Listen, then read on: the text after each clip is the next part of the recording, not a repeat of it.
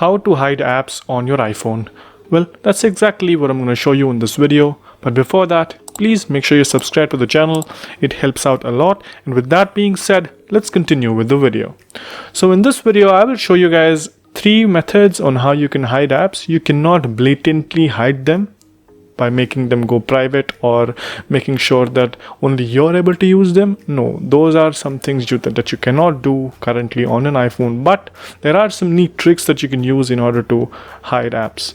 The first one I would say is hiding the page in which your app is. Let's say there are 2 pages on my iPhone right now, and let's say I want to hide the first page. All you have to do is long press on the home screen, and over here you can see the 3 dots available on the bottom part of the screen.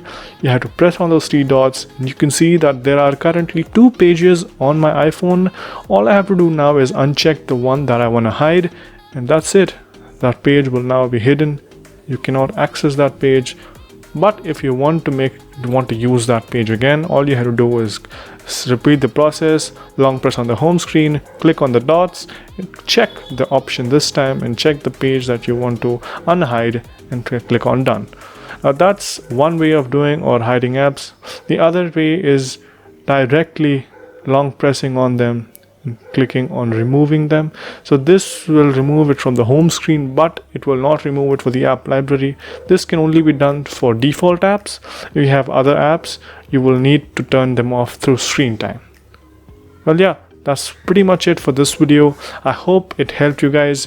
If it did, please make sure you subscribe to the channel, like the video, and comment down below on what next videos we should make. And thank you for watching.